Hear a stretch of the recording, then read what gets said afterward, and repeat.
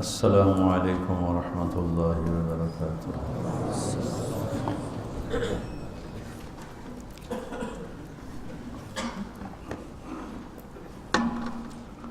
بسم اللہ الرحمن الرحیم، والصلاة والسلام علی رسولہ الکریم وعلی آلہ وصحبہ اجمعین، اما بعد۔ انسان کے علاوہ جتنی مخلوق ہے وہ زندگی گزارنے کا طریقہ ماں کے پیٹ سے سیکھ کر آتی ہے، ہر مخلوق۔ ربنا الذی اعطی کل شیء خلقہ ثم ہدی، رب وہ ہے جس نے ہر چیز کو پیدا کیا، اسے ہدایت دی۔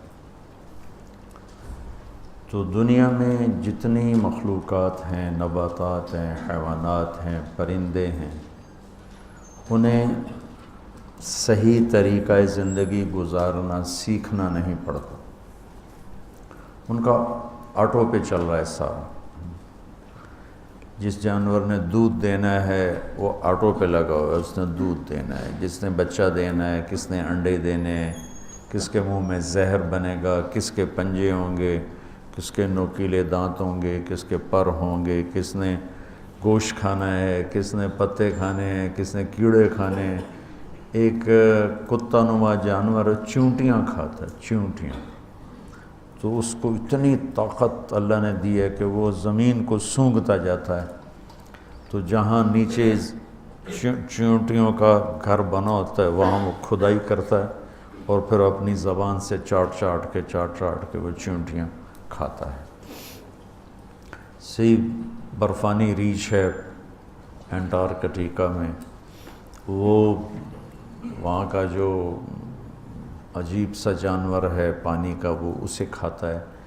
وہ اوپر برف جم جاتی ہے تو برف کو سونگھتا ہوا جاتا ہے اور نیچے تک اس کا ناک خوشبو کو محسوس کرتا ہے اس جانور کے، اور برف کو توڑ کے نیچے منہ مار کے نکالتا ہے۔ تو اسی طرح ہر مخلوق کو اللہ تعالیٰ نے اپنی زندگی گزارنے کا صحیح طریقہ آٹو پہ لگا دیا۔ انسان کا چونکہ پیپر ہے، یا یہ آخرت میں ناکام ہے یا کامیاب ہے، تو اس کے اندر دونوں سسٹم چالو کر دیے۔ یہ باہر سے لیتا ہے۔ اللہ تعالیٰ نے ہمیں یہ جو کتاب نصیب فرمائی ہے ہمارے نصیب میں، ان ھذا القرآن یہدی للتی ہی اقوم، کیسے زندگی گزاریں کہ دنیا میں بھی کامیاب ہو جائیں، آخرت میں بھی کامیاب ہو جائیں۔ تو قرآن کا دعویٰ ہے کہ میں تمہیں وہ راستہ بتاؤں گا جو سب سے صحیح اور سیدھا ہوگا۔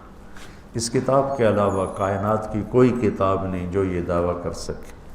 حدیث پاک قرآن ہی کا حصہ ہے کہ قرآن کی تعبیر، تشریح میرے نبی پاک صلی اللہ علیہ وسلم کی زبان سے نکلے ہوئے کلمات ہیں، لہذا قرآن اور حدیث کا تو ایک ہی حکم ہے۔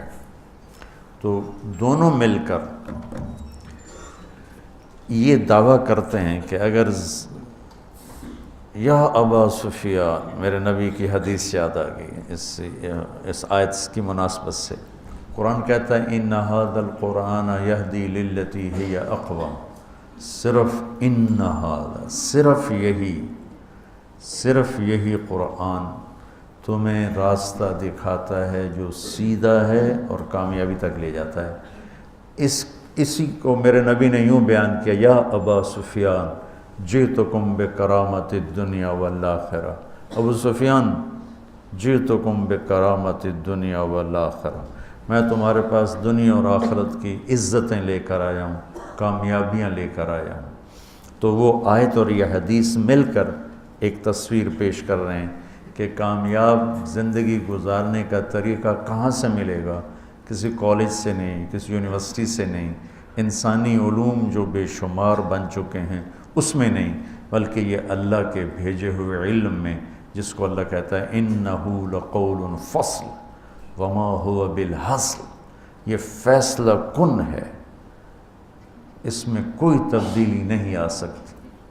تفصیل الکتاب لا ریب فیہ، الف لام میم ذالک الکتاب لا ریب فیہ لا یاتیہ الباطل من بین یدیہ ولا من خلفہ، اس کو کسی طرف سے بھی کوئی غلط چیز اس کے قریب سے بھی نہیں گزر سکتی، اس کے اندر کہاں سے آئے گی، اس کے قریب سے بھی نہیں گزر سکتی۔ تو اللہ نے اس امت پہ فضل فرمایا، اس نے اپنے قرآن کی حفاظت کی اور اپنے نبی کے فرمان کی حفاظت کی۔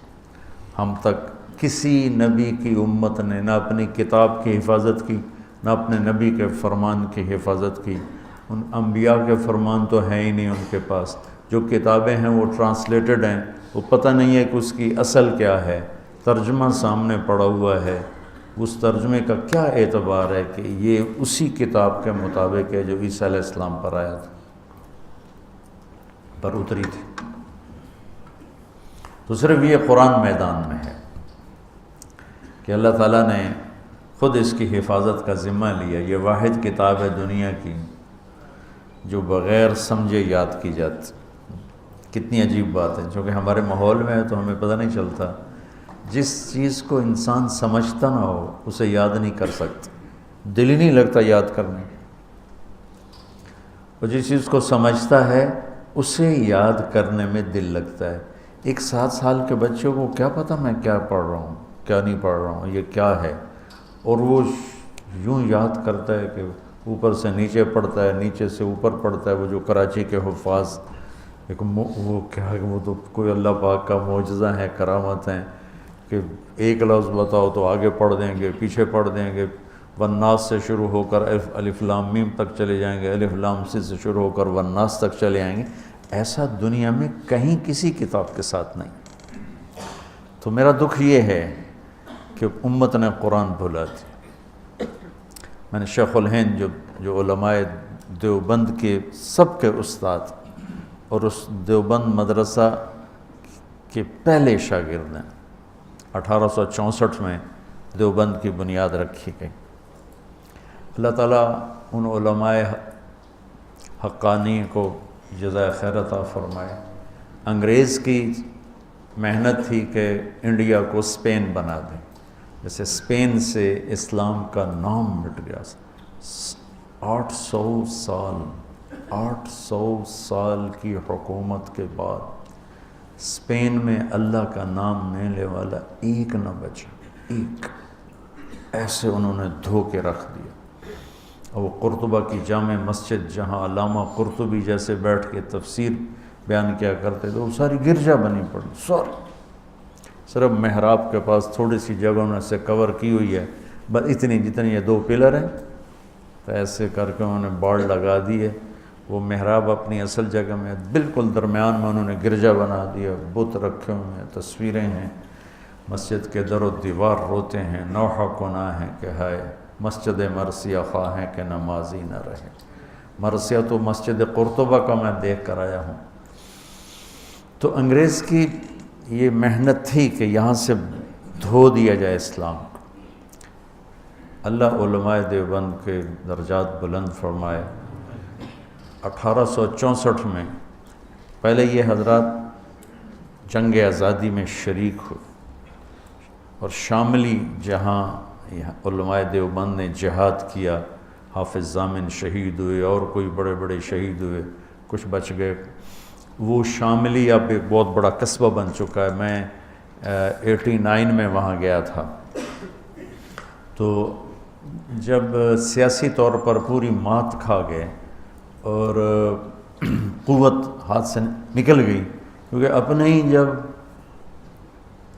غیر بن جائیں، یا کسی کی غداری سے ملک نہیں ڈوبتا، کسی ایک کی غداری سے، وہ ایک دیگ کا چاول ہوتا ہے، سارے ہی بگڑ چکے ہوتے ہیں، تب تباہی آتی ہے، تب غداری بھی اپنی قوت دکھاتی ہے، ورنہ ایک آدھ کی غداری سے قوم ہو تو اس سے کچھ نہیں ہوتا ہے۔ تو ذرا میر جعفر نہیں، سارے ہی اسی کا شکارہ بن، میر صادق نہیں، سب ایسے ہو چکے تھے۔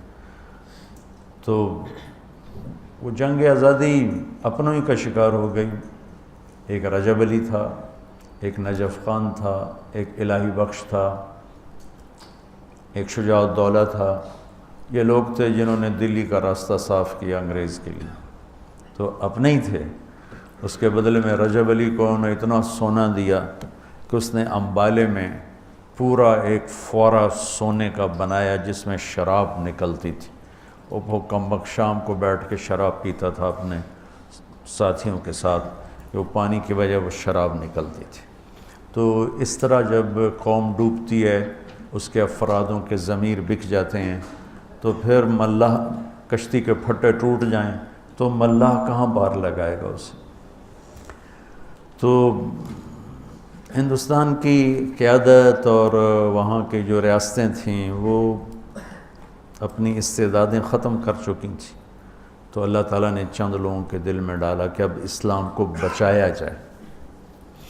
اب پھیلانے کی بجائے بچانے کا فکر تھا، تو 1864 میں مولانا قاسم صاحب نانوتوی رحمۃ اللہ تعالیٰ علیہ نے دیوبند میں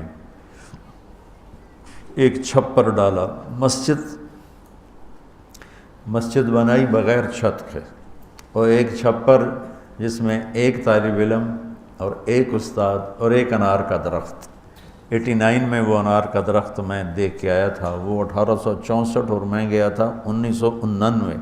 100 سال سے اوپر انار کا درخت 15-20 سال کے بعد خشک ہو جاتا ہے۔ ہم تو ہمارا باغ تھا انار کے، والد صاحب نے لگایا تھا، ہم تو سنبھال ہی نہ سکے، پھر ہم نے اکھڑوا دیا سارا۔ تو وہ 15-20 سال سے اوپر انار کا درخت نہیں آتا، خشک ہو جاتا۔ تو اس انار کو 100 سال سے اوپر ہو چکا تھا، اور وہ سبز کھڑا ہوا تھا۔ چھتے والی مسجد کہتے ہیں جہاں، وہ مولانا سید خان صاحب، میں اور کچھ اور ان کے ساتھی، ہم وہاں دیوبند گئے تھے، تو وہاں وہ انار کا درخت دیکھا تھا تھوڑا سا، اور بعد میں پتہ نہیں کس کے دل میں آیا کہ یہ تو لوگ اس کی اب وہ کوئی عقیدت میں پتے لے رہا ہے، کوئی کچھ لے رہا ہے، انہوں نے کاٹ کے ہی پھینک دیا۔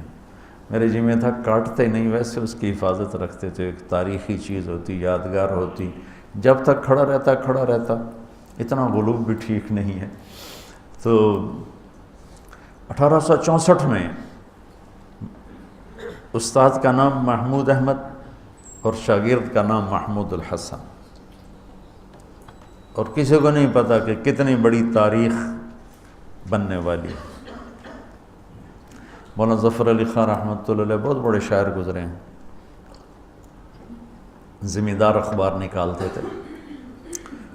ان کا شعر ہے: شاد باد و شادزی اے سرزمین دیوبند، ہند میں تو نے کیا اسلام کا جھنڈا بلند۔ ہندوستان تو بدعات اور رسومات اور جہالت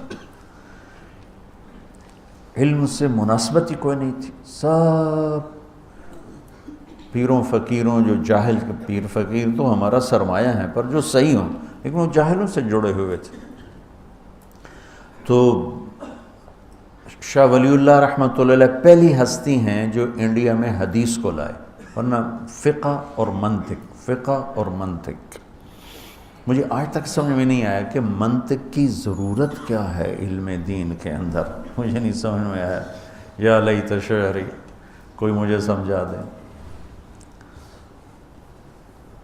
تو شاہ ولی اللہ رحمۃ اللہ علیہ پہلی ہستی ہیں جو حدیث کو لے کر آئے، اور لہذا جتنے یہاں حدیث کے سلسلے میں شاہ ولی اللہ پر مل جاتے ہیں، مطلب میرا سلسلہ محمد عبداللہ، خیر محمد یاسین، جو میری قراءتاً ہے، ایک ہے اجازتاً، وہ بھی بتاتا ہوں۔ محمد یاسین، محمود الحسن جن کو شیخ الہند کہتے ہیں، محمد قاسم، عبد الغنی، محمد اسحاق، عبد العزیز، شاہ ولی اللہ، اور جو میری اجازتاً ہے وہ عزیر گل، محمود الحسن۔ اس طرح 3 واسطے بیچ میں نکل جاتے ہیں، میرے نصیب میں تھا عالی سند ہونا۔ عزیر گل، محمود الحسن، محمد قاسم، عبد الغنی، محمد اسحاق، عبد العزیز، شاہ ولی اللہ۔ شاہ ولی اللہ پہ دیوبندی، بریلوی، اہل حدیث سب کی حدیث کی سند ان پر آ کر اکٹھی ہو جاتی۔ تو اللہ تعالیٰ نے مولانا قاسم نانوتوی رحمۃ اللہ علیہ کے ذریعے سے 1864 میں ایک چھوٹی سی بنیاد قائم کی، جس کو اللہ تعالیٰ نے اتنا بڑا درخت بنایا کہ انگریز کی ساری سازش ناکام ہونے کے پیچھے دیوبند اور اس کے علاوہ اور جنہوں نے، صرف میں دیوبند کی بات کہوں تو یہ ناانصافی ہوگی، دیوبند اس میں سر فہرست ہے، اور سر فہرست میں بہت اوپر ہے، اور باقی مخلصین نے جو محنتیں کی تو اللہ تعالیٰ نے یہاں اسلام کو باقی رکھا، اور آج ہم اس خطے میں مسلمان بن کر زندہ ہیں۔ یہ اس وقت کے ان مخلصین کی محنت ہے جس میں علماء دیوبند کا ایک بہت نمایاں کردار ہے، اور ہم انہی کے شاگردوں میں سے ہیں۔ اہل السنت والجماعت کی ترجمانی جو انہوں نے فرمائی اور کی، ہم اس کو زیادہ صحیح کہتے ہیں، اور باقی سب کا احترام کرتے ہیں، سب کو عزت دیتے ہیں، سب کے لیے اچھے جذبات رکھتے ہیں، کسی کے لیے نفرت، کسی کے لیے کفر کے دعوے کرنے سے ہم بیزار ہیں اور بری الذمہ ہیں۔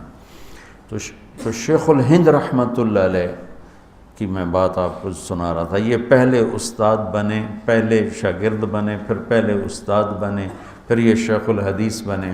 یہ مالٹا میں قید ہوئے تو وہاں سے واپس آئے تو فرمایا کہ 3 سال میں نے غور کیا ہے کہ امت کے زوال کے 2 سبب ہیں، ایک قرآن سے دوری اور ایک آپس کے لڑائی جھگڑے اور اختلاف۔ تو میری اب بقایا جو زندگی ہے، میں قرآن کی تعلیم کو عام کروں گا اور امت کو امت بناؤں گا۔ یہ محمود الحق تو دیوبندیت کا پیغام ہے کہ امت امت بنے، لیکن ہم ہی اگر فرقہ واریت کو ہوا دینے لگ گئے تو پھر حق گوئی کہاں رہ گئی اور امت بنا کہاں رہ گیا۔ تو اللہ نے اپنے فضل سے ایک سلسلہ شروع کروایا۔ 1999 میں میرا خواب تھا کہ ایک مدرسہ ہو جس میں عربی تعلیم ہو، وہ بچے ایسے ہوں جن کا قرآن سے شغف ہو، حدیث سے شغف ہو، فقہ جہاں پر ہے وہاں چلی جائے۔ پہلا نمبر ہے قرآن، دوسرا نمبر ہے حدیث، اور تیسرا نمبر ہے فقہ۔ ہم نے الٹا کر دیا ہے، پہلا نمبر پہ فقہ ہے اور پتہ نہیں قرآن کس نمبر پر ہے اور حدیث کس نمبر پر ہے۔ فقہ غالب ہو گئی ہے، ہم فقہ سے بے نیاز نہیں ہو سکتے، لیکن ترتیب تھوڑا بدل دیں کہ پہلے قرآن ہو، پھر حدیث پاک ہو، پھر فقہ ہو، اب ہم قرآن سے زندگی سیکھیں، حدیث پاک سے زندگی سیکھیں۔ تو یہ جو میں نے رمضان میں چند دن نیت کی ہے کہ کچھ بات آپ کے سامنے لاتا رہوں گا کہ قرآن ہمیں زندگی کیسے سکھاتا ہے۔ میں اس طرح میں پورا قرآن نہیں بیان کر رہا نا، میں اتنا بڑا علامہ ہوں کہ پورا قرآن بیان کروں، جو اس میں سے زندگی کے درس اور سبق ہیں وہ آپ کو بتانا چاہتا ہوں۔ جو کل ہم بات کر رہے تھے، ہن لباس لکم انتم لباس لہن، اس پر بات چل رہی تھی۔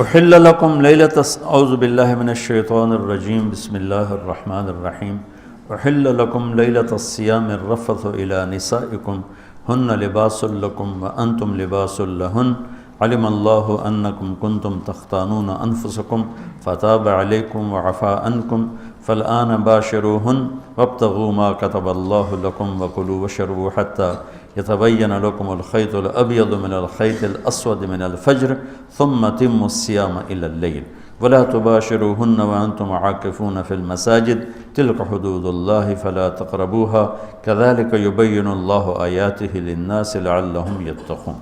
یہ ساری ایک آیت ہے، اس میں سے ایک لفظ میں لے کے بات کر رہا ہوں، کل بات کی تھی، آج پھر اسی کو آگے چلانا ہے کہ اللہ تعالیٰ نے جتنے انسانی رشتے بنائے ہیں، ماں باپ، بہن بھائی، چاچے تائے، دادا دادی، نانا نانی، ساس سسر، خالہ بھانجا، بھتیجا، پھوپھی پھوپھا، یہ جتنے اللہ نے رشتے بنائے ہیں، ان میں سب سے اہم رشتہ خامد اور بیوی ہے، سب سے اہم رشتہ خامد اور بیوی ہے، سب سے قریب ترین رشتہ خامد اور بیوی۔ لباس سے زیادہ کوئی چیز میرے قریب ہے؟ آپ کے قریب لباس سے زیادہ کوئی چیز قریب ہے؟ بولو۔ تو اللہ تعالیٰ کہہ رہا ہے کہ میری بیوی میرا لباس ہے، اور میری بیوی سے کہہ رہا ہے کہ تیرا خامن تیرا لباس. تو میں سے مراد سب شادی شدہ، جتنے شادی شدہ لوگ ہیں. تو میں بھی کون ہے شادی شدہ طلبہ میں؟ ماشاءاللہ کافی بابرکت مجمع ہے. ہاں اچھا، تو اللہ تم سے کہہ رہا ہے تمہاری بیوی تمہارا لباس ہے. سب سے قریب شادی کے بعد قریب ترین رشتہ لفظ لباس بتا رہا ہے بیوی ہے. قریب ترین رشتہ بیوی ہے، اور جو قریب ترین ہوتا ہے وہ پہلے ہوتا ہے، اس کا حق پہلے آ جاتا ہے. قریب ہو گیا. اور کل میں نے کہا تھا کہ لباس اور میرے درمیان کوئی چیز حائل نہیں ہے. اس سے میں نے وہ ایک حدیث کو اس کے ساتھ جوڑا تھا جو آپ نے حضرت فاطمہ رضی اللہ تعالیٰ عنہ سے فرمایا تھا کہ جسے میں پسند کروں اسے تو پسند نہیں کرے. تو وہ چپ کر کے واپس چلی گئیں اور اپنی اور بیگمات رسول سے فرمایا کہ بھائی آپ جانو اور آپ کا مسئلہ، میں اب اس میں نہیں پڑتی. تو یہ رشتہ سب سے قریب ہو جاتا ہے، اس سے قریب اور کوئی رشتہ نہیں ہے. جب یہ سب سے زیادہ قریب ہے تو اس کے حقوق بھی سب سے پہلے ہوں گے، اس کا حق بھی سب سے پہلے ہوگا، اس کا خیال بھی سب سے پہلے ہوگا. ہمارا جوائنٹ فیملی سسٹم ہے. میں کوئی بچیوں کو ساس سسر کے خلاف نہیں بھڑکا رہا. جو سسرال میں زیادتی ہو رہی ہے میں اس کے ازالہ کی کوشش کر رہا ہوں. آنے والی بچی اپنے ماں باپ کو چھوڑ کر آئی ہے، اب وہ اپنے خامند کے ماں باپ کو اپنا ماں باپ بنا لے تو اس کی سعادت ہے. اور بچے کے ماں باپ نے اپنی بیٹیوں کو آگے روانہ کر دیا ہے، وہ اس آنے والی بہو کو اپنی بیٹی بنا لیں تو کتنا خوبصورت ہو جائے گا یہ نظام. لیکن تربیت بھی نہیں ہے اور سیرت بھی سامنے نہیں ہے. مجھے حدیث یاد آ گئی. میرے نبی نے فرمایا یہ جو میرے انصار مدینہ ہیں، سنو بڑی عجیب حدیث ہے، یہ جو میرے انصار مدینہ ہیں یہ اتنے اچھے ہیں، ان کے گھر کسی کی بیٹی جب شادی ہو کے آتی ہے تو اسے یہ احساس ہی نہیں ہوتا میں سسرال میں ہوں یا ماں باپ کے پاس ہوں. یہ میں چاہتا ہوں. یہ میری تشریح میں کوئی کمی زیادتی ہو جاتی ہوگی، کوئی سائڈ زیادہ بیان ہو جاتی ہے، کوئی کم ہو جاتی ہے، لیکن میں یہ چاہتا ہوں. یہ حدیث مجھے اللہ نے ابھی یاد دلوائی ہے، حیات الصحابہ میں ہے، جلد اول میں ہے کہ آپ نے فرمایا کہ یہ جو میرے انصار، میں دوبارہ کہہ رہا ہوں، یہ جو میرے انصار مدینہ ہیں یہ اتنے قابل تعریف ہیں کہ ان کے گھر جب کسی کی ڈولی اترتی ہے تو اس آنے والی بچی کو یہ احساس نہیں ہوتا کہ میں اپنے گھر میں ہوں یا سسرال کے گھر میں. میرے عزیزو، کم از کم تم جو میری اولاد ہو، تم میری روحانی اولاد ہو، تم تو میری بات کو آگے چلاؤ کہ تم اپنے گھر کو، اپنی بیوی کو اس طرح رکھو، اپنے ماں باپ کو بھی اس پہ تیار کرو، اپنی بہنوں کو اس پہ تیار کرو. ایک رخ تنقید دی، اے کر دی بھائی، اے کر دی بھائی، یہ سارا یہ میرا ماحول ہے. پتہ اٹھیندی کے میں، باندھی کے میں، ٹردی کے میں، یہاں تک یہ ساری کانوں سنی باتیں. تو بچے کے ماں باپ کہیں ہماری بیٹیوں کی تو شادی ہو گئی، اللہ نے ہمیں بیٹی دے دی ہے، اب ہم اس کو بیٹی بنا کے رکھیں گے. اور آنے والی کہے کہ میرے ماں باپ کو تو میں نے چھوڑ دیا، اب میرے خامند کے ماں باپ میرے ماں باپ ہیں، میں نے ان کے پاؤں دھو کے پینے ہیں، تو خود اپنی خوشی سے سارے گھر کی خدمت کرے، کون روکتا ہے. لیکن جو ہمارا ایک جابرانہ ماحول ہے اس نے اس رشتے کو توڑ کے رکھ دیا ہے. یہ جو آنے والی لڑکی ہے اس کے ذمہ ہے نسل تیار کرنا. نسل، میری بہو سے میری نسل چلے گی اور میں اسی پر جوتا اٹھا کے کھڑا ہوں، کتنی بڑی زیادتی. ماں یہ نہیں سوچتی کہ میری نسل جو چلے گی اس لڑکی سے چلے گی. اب ساس اگر یوں سوچے کہ میری نسل اس سے چلے گی، سسر یوں سوچے میری نسل اس سے چلے گی، خامند یوں سوچے یہ میری نسل اس سے چلے گی، خامند کی بہنیں یوں سوچیں ہمارے بھائی کی ہمارے باپ کی نسل اس سے چلے گی، تو ہم اس کو عزت دیں، محبت دیں، پیار دیں۔ تو وہ پاگل ہے جو تمہیں کاٹ کھائے گی یا تم سے لڑے گی، اس کو تانے اتنے ملتے ہیں، ذلت اتنی ملتی ہے۔ اور میں نے جیسے کہا لباس سب سے قریب ہے، تو اس کے بعد بیوی کا حق سب سے پہلے آ جاتا ہے۔ ماں باپ کی طرف سے زیادتی آئے تو تمہارے ذمے ہے اپنی بیوی کو بچاؤ، اللہ کے واسطے اپنی بیویوں کی حفاظت کرو۔ ہاں تمہاری بیوی کی طرف سے زیادتی آئے تو اللہ کے واسطے ماں باپ کی حفاظت کرو۔ تو اس کا مطلب یہ نہیں کہ تم ڈنڈا اٹھا لو، اپنے اخلاق ایسے بناؤ، سپرنگ بن جاؤ، سپرنگ جو فریشر سے کو قبول کر کے دب کر کے نیچے چلا جاتا ہے، نیچے جانے میں جڑ جانے کا نظام چھپا ہوا ہے کہ جھک جاؤ، ماں باپ ناراض ہو ان کے پاؤں پکڑ لو، بیوی ناراض ہو اس کے پاؤں پکڑ لو۔ ذلت میں عزت چھپی ہوئی ہے، ساری زندگی کا تجربہ بتا رہا ہوں۔ ذلت اللہ کی رضا کے لیے ذلت اٹھانے میں عزت چھپی ہوئی ہے۔ ہن لباس لکم، کتنا ہی مجھے غصہ چڑھا ہو میں اپنے کپڑے پھاڑوں گا، مجھے غصہ آ گیا میں نے اپنے کرتے پھاڑنے جو کسی یہ پاگل تو کرے گا، سمجھدار دوئے دا کرتا پاڑے گا، اپنا نہیں پاڑے گا۔ اب مجھے بیوی پہ غصہ چڑھ گیا تو میرا لباس ہے، اس کو تار تار کر دوں، گالیاں دوں، تھپڑ ماروں، تو ایسا ہی جیسے میں اپنے کرتے کو پھاڑ رہا اور اپنے کرتے کو تار تار کر رہا۔ بیوی کو غصہ چڑھے تو وہ اپنے کپڑے پھاڑتی ہے۔ کپڑوں کے لیے کتنے حفاظتی نظام ہیں، الماریاں بنی ہوئی ہیں اور ہینگر بنے ہوئے ہیں، کریز خراب نہ ہو۔ جب پڑھتا تھا نا لاہور تو اسکول میں یا کالج کا میں سب سے خوش لباس لڑکا کہلاتا تھا، کہ میں اپنی اسکول سے آ کر نا، اب ہاسٹل میں کوئی استریاں تو ہیں نہیں، نہ ہی کوئی نوکر، تو اپنی پتلون کو ایسے ہاتھوں سے استری کرنا اور کر کے پھر تہ لگانا، پھر سرانے کے نیچے رکھنا، پھر اس کے اوپر سونا تاکہ خود بخود استری ہو جائے اور کریز ٹھیک ہو جائے، اور رات کو بالوں کے اوپر رومال باندھنا تاکہ بالوں کی سیٹنگ خراب نہ ہو جائے۔ کیونکہ میں نے بال بنوائے تھے وحید مراد کٹ بال، 2 فلم سٹاروں کا ہیئر کٹ چلا، ایک دلیپ کمار کا، ایک وحید مراد کا۔ تو عام جو تھے نا بال کاٹنے والے، وہ 8 آنے لے کے بال کاٹ دیتے تھے۔ وحید مراد کٹ کے لیے 5 روپے لگتے تھے۔ 5 روپے اس زمانے میں بہت بڑی دولت تھی، جب ڈالر 1 روپے کا تھا۔ 5 ڈالر کتنے ہو گئے ہیں جی؟ 500 سے اوپر ہے۔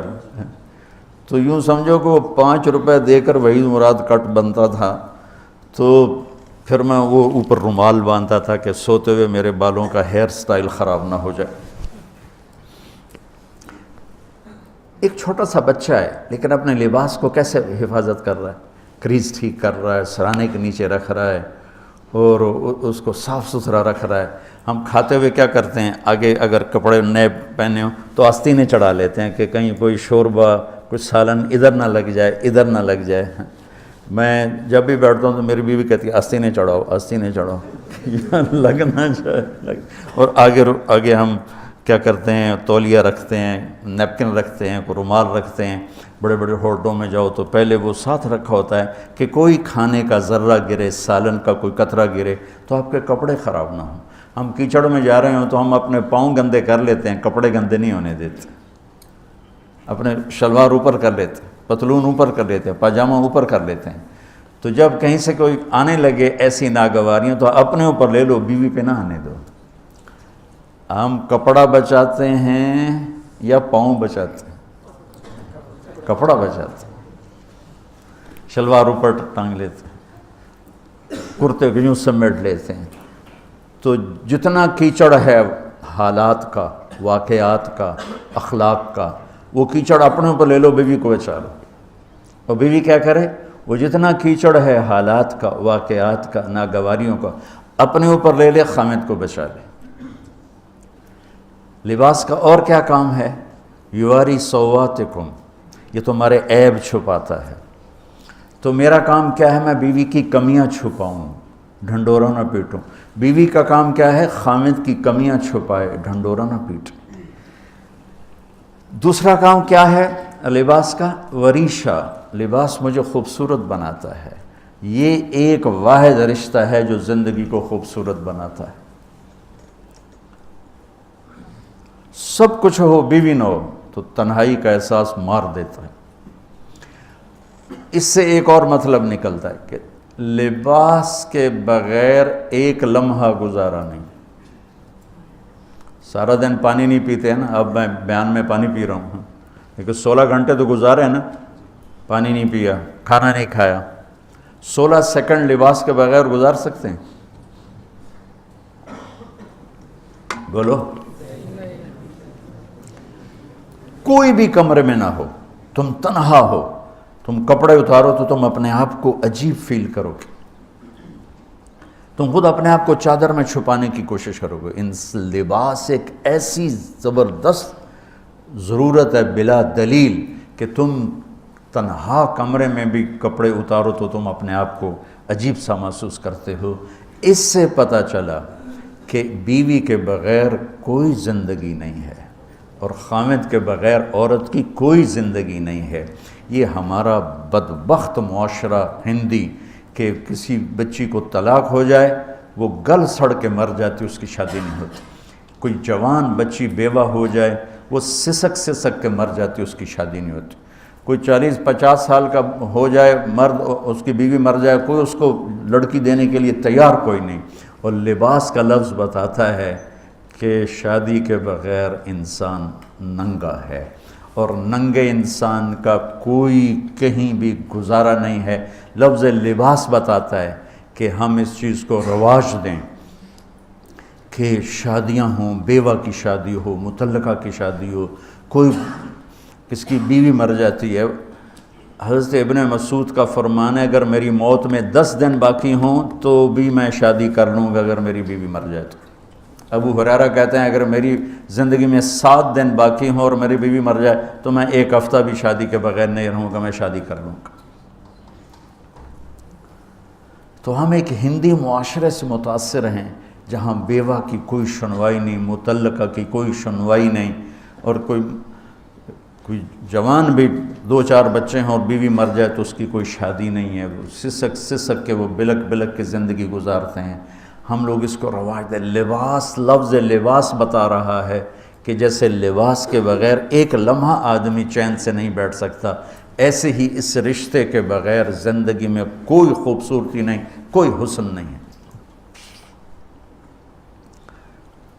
ہن لباس لکم انتم لباس لہن۔ تو لباس کیا کرتا ہے؟ زیب و زینت۔ لباس کیا کرتا ہے؟ عیب چھپاتا ہے۔ لباس کیا کرتا ہے؟ خوبصورت بناتا ہے۔ تو اس رشتے کو خوبصورت بنانا ہے، بیوی خامند کے لیے، خامند بیوی کے لیے۔ کس طرح یہ رشتہ خوبصورت بنے گا؟ اچھے اخلاق کے ساتھ، اچھے اخلاق کے ساتھ۔ اگر گھر والوں کے اخلاق اچھے ہوں، اور بچی ساس سسر کو ماں باپ بنا لے، ساس سسر بچی کو ماں باپ بنا لیں، خامند بیوی کو ہتھیلی کا چھالا بنا لے، بیوی خامند کو ہتھیلی کا چھالا بنا لے۔ میں قربان جاؤں اپنے نبی پر، ساری کائنات کو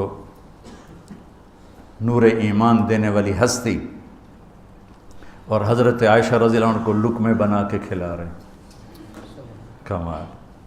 حضرت عائشہ رضی اللہ تعالیٰ عنہ، وہ بڑی بڑی بوٹیاں ہوتی تھیں نا، وہ اٹھا کے ایسے نوچتیں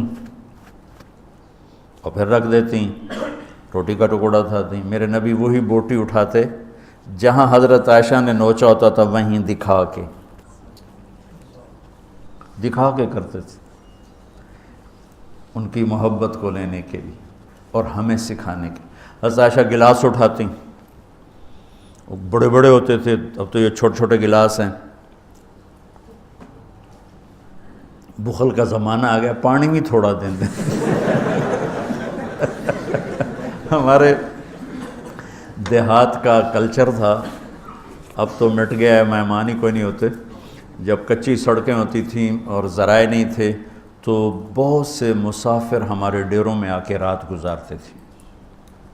ہماری پہچان والے نہیں، اجنبی راہگیر، اور کوئی پہچان والے بھی، لیکن جو بھی تھے، کوئی اپنے ہیں، پہچان والے ہیں، دوست ہیں، مسافر راہگیر ہیں، ان کو رات کو کھانے کے بعد دودھ پلانا یہ ہماری تہذیب تھی کہ جتنے بھی ہیں دیرے میں 15 ہیں، 20 ہیں، 1 ہے، جاؤ بھئی روٹی کھا لی ہاں، دودھ پواؤ سارے ہیں.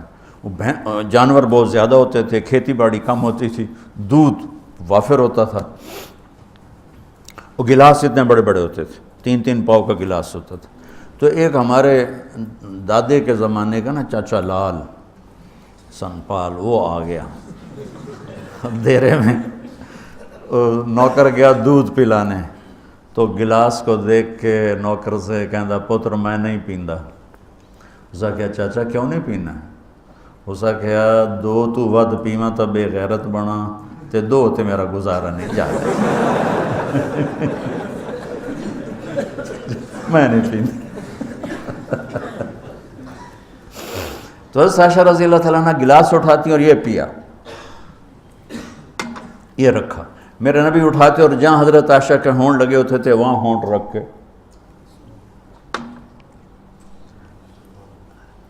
یہ زندگی سکھائی ہے. یا عائشو، کیا محبت سے بولا عائشہ نے، یا عائشو، یہ عاشقانہ انداز ہے، محبوبانہ انداز ہے. یا حمیراء، عائشہ آؤ دوڑ لگائیں. عائشہ مجھے پتہ چل جاتا جب تو میرے اوپر ناراض ہوتی ہے. حضرت عائشہ نے کہا وہ کیسے؟ کہ جب تو میرے اوپر ناراض ہوتی ہے نا تو یہ نہیں کہتی مجھے رب محمد کی قسم، تو کہتی مجھے رب ابراہیم کی قسم. جب تو میرے اوپر راضی ہوتی ہے تو کہتی ہے مجھے رب محمد کی قسم، اور جب تو میرے اوپر ناراض ہوتی ہے تو کہتی مجھے رب ابراہیم کی قسم. کہ یا رسول اللہ صلی اللہ علیہ وسلم نام ہی آپ کا نہیں لیتی، میرا تو دل آپ پہ کیا، میری جان قربان ہے آپ پر. عرب کے ماحول میں اظہار عشق عیب تھا بیوی سے. ہاں معشوق سے اظہار عشق، ساری شاعری بھری پڑی. تم نے شعراء جاہلیت پڑھو یا بعد کو پڑھو، بھری پڑی. وَهَلْ تَبْكِينَ لَيْلَا إِذَا مِتُّ قَبْلَهَا وَقَامَ عَلَىٰ قَبْرِ النِّسَاءُ النَّوَائِحُ لَيْلَا كَمَا لَوْ أَصَابَ الْمَوْتُ لَيْلَا بَكَيْتُهَا وَجَادَ لَهَا دَمْعًا مِنَ الْعَيْنِ صَافِحُ وَأَغْبِطُ مِنْ لَيْلَا بِمَا لَا أَنَالُهُ بَلَا كُلُّ مَا قَرَّتْ بِهِ الْعَيْنُ طَائِعُ وَلَوْ أَنَّ لَيْلَا. دیکھو لیلہ لیلہ لیلہ 4 شعر ہیں، لیلہ ہر شعر میں لیلہ.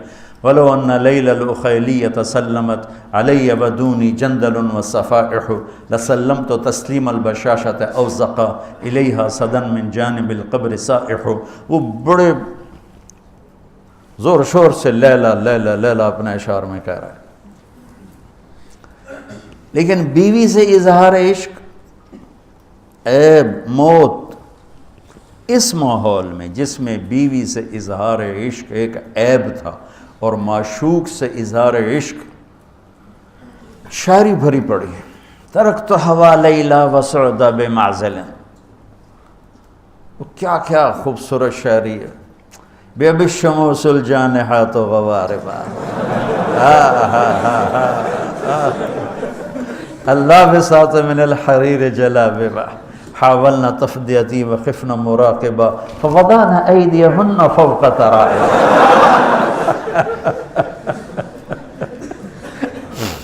عرب کی شاعری بھری پڑی ہے عشق و معشوقی سے. اس ماحول میں میرے نبی سے ایک شخص کہتا ہے یا رسول اللہ من احب الناس الیک، آپ کو سب سے زیادہ کس سے پیار ہے؟ بھری محفل ہے، مسجد الگ نہیں یوں کر کے پوچھ رہا ہو.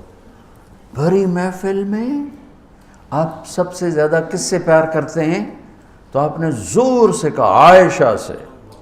اللہ اکبر اللہ اکبر. ہائے ہائے ہائے ہائے. وہ تو ہل گئے، وہ کہنے لگے، ان کی تو سمجھ میں نہیں آئی بات. تو انہوں نے کہا یا رسول اللہ میرا مطلب ہے مردوں میں آپ کس سے زیادہ پیار کرتے؟ تو آپ کو اندازہ ہو گیا بھائی کیوں یہ پوچھ رہا ہے، اس کو ہضم نہیں ہوا جواب، تو آپ نے کہنا تھا ابو بکر سے، تو آپ نے فرمایا مردوں میں عائشہ کے ابا سے، ابوہا عائشہ کے ابا سے۔ کیا زندگی سکھائی، ہن لباس لکم وانتم لباس لہن، یہ تمہارا لباس ہیں، تمہیں کتنا ہی غصہ چڑھے لباس تو نہیں پھاڑو گے، تمہیں غصہ چڑھے بیوی کو بے عزت نہ کرو، بیوی کو غصہ چڑھے تو کرتا پھاڑے گی، اپنا دوپٹے کو آگ میں ڈالے گی، نہیں، اس کو بچائے گی، صرف پاگل یہ کام کرتا ہے۔ اسی ایک لفظ لباس کے اندر زندگی گزارنے کا پورا طریقہ موجود ہے، اور اسی کے اندر بیواؤں کی، مطلقہ کی، رنڈوے کی شادی کا اشارہ خوبصورت موجود ہے کہ لباس کے بغیر تو ایک لمحہ انسان نہیں گزار سکتا، تو اس کو رواج دینا یہ ہمارے ذمے ہے، اور اپنے نبی کی معاشرت کو بتانا یہ ہمارے ذمے ہے۔ ہم تو ان مسائل میں پڑ گئے جن کا نہ جنت سے تعلق ہے نہ جہنم سے تعلق ہے، الٹا وہ مسائل جس میں زیادہ اختلاف ہے اس میں زیادہ بولنا، زیادہ تقریریں کرنا، اس چیز نے ہمیں اپنی منزل سے بہت دور کر دیا، ہم کھو گئے ہیں، کہیں اور چلے گئے ہیں۔ تو اس عرب کے ماحول میں میرے نبی نے لباس بنا کے دکھایا۔ صفیہ رضی اللہ تعالیٰ عنہ چھوٹے قد کی تھی، اونٹ پہ سواری کے لیے وہ خود نہیں کر سکتی تھی، آپ نے اپنا گھٹنا آگے کر دیا، حضرت صفیہ نے آپ کے گھٹنے پر پاؤں رکھا اور اس کو زینہ بنا کے آپ نے ان کو اوپر چڑھایا، زینہ بنا کے۔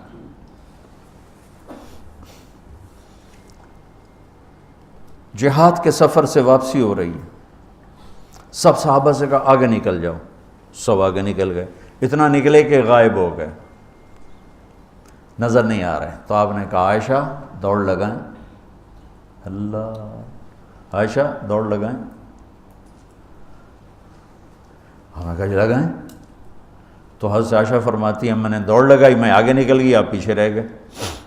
کچھ سال گزر گئے، جہاد کے سفر سے واپسی ہو رہی، آپ نے کہا عائشہ دوڑ لگائیں، میں نے کہا جی لگائیں، ہم چلو بھائی آگے چلے جاؤ، سب آگے چلے گئے، غائب ہو گئے، تو کہنے لگے میں نے دوڑ لگائی، میں موٹی ہو گئی تھی، میں پیچھے رہ گئی، آپ آگے نکل گئے، تو آپ نے کہا حاضی بتلک، اب ہمارا تیرا حساب برابر ہو گیا۔ آپ بچوں زندگی تو پڑھو کہ تمہارے نبی نے کیا خوبصورت زندگی گزاری ہے۔ ایک صحابی کہتے ہیں دائم الفکرہ متواصل الاحزان، کیسے تھے ہمارے نبی؟ تو وہ جواب دیتے ہیں بڑے غمگین، بڑے فکر مند، ٹھیک ہو؟ یہی سوال ایک شخص حضرت عائشہ سے کرتا ہے کیسے تھے ہمارے نبی؟ کہتی ہیں کان ضحاکن بسامن، بڑے ہنسنے والے، بڑے مسکرانے والے۔ ایک کہہ رہا ہے بڑے غمگین، بڑے فکر والے، ایک کہہ رہی ہیں بڑے ہنسنے والے، بڑے مسکرانے والے۔ یہ فرق کیوں ہے؟ ایک نے دیکھا ہے مسجد کے ماحول میں، وہاں نبوت کی ذمہ داری مقدم ہے، اور اس کا احساس آپ پر وزن ڈال رہا ہے۔ اما عائشہ نے دیکھا مسکراتا ہنستا، کہاں؟ گھر میں آپ مسکرانے والے ہیں، آپ ہنسنے والے ہیں، اور نبوت کی ذمہ داری ہے، درد بھی ہے، لیکن اس کو اندر چھپا لیا ہے۔ اب بیگم کو ہنس کے دکھا رہے ہیں، خوش ہو کے دکھا رہے ہیں، اور ان کے ساتھ لاڈ کر رہے ہیں، ان کے ساتھ پیار کر رہے ہیں۔ وہ جو حدیث ام زرع ہے شمائل ترمذی کی، کتنی لمبی چوڑی وہ لایانی کہانی ہے، اور آپ نے بیٹھ کے ساری سنی۔ آج کا تو کوئی بزرگ ہو تو کہتا ہو تو کیا لایانی شروع کر دی، اتنی دیر میں تو ذکر ہو سکتا تھا۔ بیوی کے ساتھ لایانی بھی عبادت، وہ لایانی تو ہوتی نہیں بیوی کے ساتھ۔ جہاد کا سفر ہے، جہاد کا، اور سفر کے لیے تیاری کا اعلان اور کوچ کا اعلان۔ حضرت عائشہ اونٹنی پہ بیٹھیں، گلے میں دیکھا ہار کوئی نہیں، کہا یا رسول اللہ میں تو نہیں جاؤں گی، میرا ہار گم ہو گیا، میرا ہار پہلے ڈھونڈوائیں۔ سارے لشکر کو ہار پہ لگا دیا۔ آپ کہتے تیرا دماغ خراب ہے، میں جہاد میں تیرے لاڈ اٹھاؤں اور تیرے ہار کے پیچھے میں سفر کینسل کروں؟ چلو چلو آپ نے کہا چلو بھائی عائشہ کا ہار ڈھونڈو، سارے ہار ڈھونڈنے میں لگ گئے سارے۔ یہ میں کہاں سے کوئی میں فرضی قصے بیان کر رہا ہوں، گھڑ گھڑ کے بیان کر رہا ہوں، تمہیں اپنے حبیب کی سیرت سے اٹھا کے دے رہا ہوں۔ کوئی آپ کسی سیر پہ نہیں نکلے تھے کہ کوئی بات نہیں سفر کینسل کرو، جہاد کا سفر ہے اور آپ کہہ رہے ہیں عائشہ کا ہار ڈھونڈو۔ آپ دیکھ رہے تھے کہ آگے عورتوں کے ساتھ کتنے کتنے ظلم ہوں گے۔ تم کو بھی سنو ان کی چیخیں اور آہیں جو میں سنتا ہوں تمہارے کلیجے پھٹ جائیں کہ کس قدر ظلم ہے۔ اور تمہیں عجیب بات بتاؤں، یورپ میں نظر آتا ہے عورت بڑی آزاد ہے، یورپ کی عورت پر یہاں سے بھی زیادہ ظلم ہوتا، دیکھنے میں وہ آزاد نظر آتی، لیکن اوف اللہ اللہ۔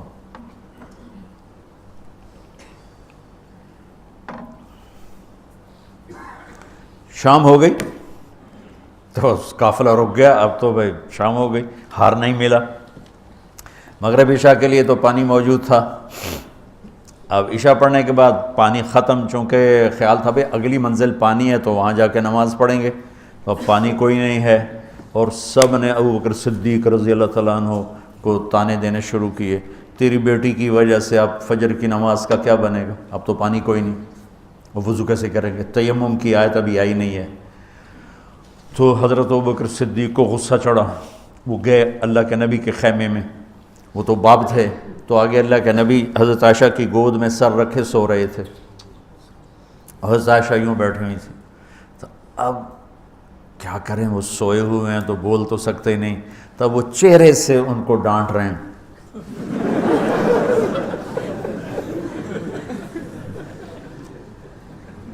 اور آگے بڑھ کے انگلی یہاں ماریں ٹک یوں، وہ کہتی میں ایسے ہو گئی تاکہ انگلی کے درد سے میں یوں نہ ہوں کہیں اللہ کے نبی جاگ نہ پڑیں، تو ٹک ٹک ٹک ٹک،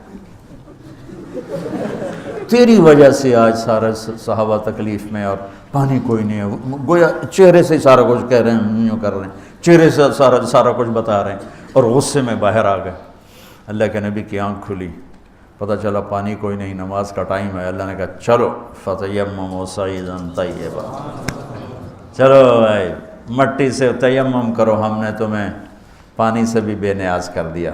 تو پھر سعد بن عبادہ کہنے لگے ابو بکر تیرے گھرانے کی یہ پہلی برکت تھوڑی ہے، اور بھی بڑی برکتیں پہلے ملی ہیں، پہلے سب ناراض ہو رہے تھے، پھر سارے خوش ہو گئے کہ یہ کیا مل گیا، اللہ نے ہمیں تیمم دے، کسی امت کو تیمم نہیں ملا۔ دیکھو نا، یوں کر کے کر لو، اس سے کوئی پاک ہوتا ہے، اور پھر یوں ایسے کر لو، چلو بھائی غسل سے بھی فراغت ہو گئی، پانی کوئی نہیں ہے تو ہمیں غسل کی ضرورت پڑ گئی ہے، تو اتنا ہی کام ہے، ضربتان۔ حضرت عمار بن یاسر نیا نیا تیمم کا حکم آیا تھا، پتہ تھا نہیں کیسے کرنا ہے، تو وہ سفر میں تھے تو ان کو ضرورت پڑ گئی نہانے کی، انہوں نے کہا آپ وضو کے لیے تو تیمم ہے بھائی، یوں کر لو، لیکن نہانے کے لیے تو تیمم کیسے کروں گا، تو سارے کپڑے اتار کے ریت پہ کبھی یوں لوٹ کبھی یوں ہو رہا کبھی یوں ہو رہا، تھے بھی بڑے لمبے چوڑے عمار بن یاسر، آ کر کہنے لگے یا رسول اللہ آج میں نے یوں تیمم کیا، آپ نے کہا انما یکفیک ضربتان، ارے وہاں بھی تجھے 2 ضربیں ہی کافی تھیں، یہ اور یہ۔ تو نماز پڑھی گئی، حضرت عائشہ نے کہا یا رسول اللہ ٹھیک ہے ہار نہیں ملتا چلیں۔ جب میرے نبی سے اما عائشہ نے کہا چلیں، تب آپ نے کہا چلو، وہ جب اونٹنی کو اٹھایا تو ہار اس کے نیچے گرا پڑا، وہ دھاگا ٹوٹا اور پھسل کے نیچے چلا گیا، وہ سارے ادھر ادھر ڈھونڈتے رہے، اونٹنی کو کسی نے اٹھایا نہیں۔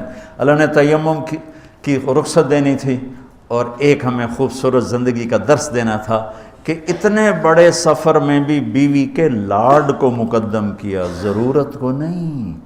ہار ضرورت ہے، بولو وہ بولو، اس لیے کہلوانا چاہتا ہوں کہ تمہیں مشکل سبق بتا رہا ہوں، یہ یہاں کرسی پہ بیٹھ کے بتانا بہت آسان ہے، جب ناگواری آتی ہے پھر پتہ چلتا ہے کہ اب اپنے آپ کو سنبھالنا کیسے۔ اگر ناگواریوں کو سہنا سیکھ جاؤ گے تو تمہارا گھر جنت بن جائے گا، اگر ناگواریوں کو اگلنا شروع کرو گے تو تم اپنے گھر کو جہنم بنا لو۔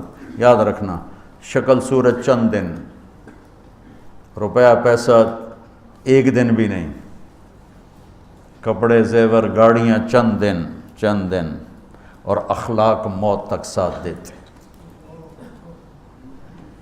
اخلاق کا حسن کبھی باندھ نہیں پڑتا، اخلاق کے حسن و جمال کو کسی میک اپ کی ضرورت کوئی نہیں۔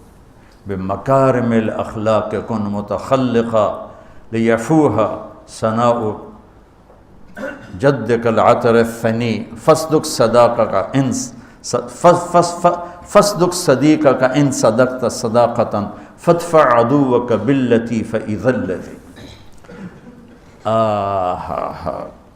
ضمیری کہتے ہیں کہ ایسے اخلاق بنا کہ تم مشک کی طرح مہکے، دوست کو دوست بن کے دکھا، اور فادفع عدوک باللتی فإذا الذی، یہ مصر آپ کی فصاحت پر پتہ بتاتا ہے کہ کیا کمال سے آیت کو اس مصرے میں فٹ کیا۔ فادفع عدوک باللتی فإذا الذی، ادفع باللتی ہی احسن فإذا الذی بینک وبینہ عداوۃ کأنہ ولی، فادفع عدوک باللتی فإذا الذی۔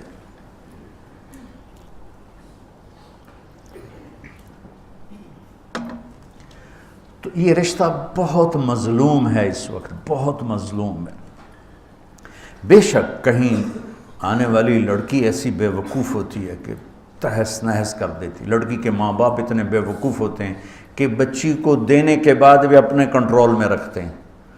وہ بیچاری نہ ادھر کی ہوتی ہے نہ ادھر کی ہوتی، کہتی میں تینوں پالیا ہے، تو میری مننی ہے کہ اپنے خامند دی مننی ہے۔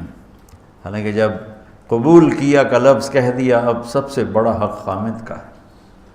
جب لڑکے نے کہہ دیا قبول کیا تو سب سے بڑا حق اب بیوی کا ہے۔ میرے نبی نے اس رشتے کو خوبصورت کر کے دکھایا، حسین کر کے دکھایا، اور اس وقت سارے ملک میں ایک آگ لگی ہوئی ہے، اور اس کے پیچھے اور کوئی بڑے اسباب نہیں، صرف بد اخلاقی ہے، صرف بد اخلاقی۔ اس ایک آیت کو بچوں ذہن میں، ہن لباس لکم، میری بیوی میرا لباس ہے۔ جتنی میں لباس کی حفاظت کرتا ہوں اتنا میں اس رشتے کی حفاظت کر لوں، میرا گھر آباد ہو جائے۔ میرا خامند میرا لباس ہے، میں جتنا اپنے لباس کی حفاظت کرتی ہوں اتنی اپنے خامند کی حفاظت کر لوں، میرا گھر آباد ہو جائے۔ تو یہ بہت خوبصورت تشبیہ ہے، بہت خوبصورت تعبیر ہے جو میرے رب یہاں لے کر آئے ہیں، اور زندگی گزارنے کا طریقہ۔ اور دوسری بات دیکھو، اللہ اس آیت کو لائے ہیں روزے کے فرض میں۔ یہ ابھی بات سمجھ میں آئی ہے۔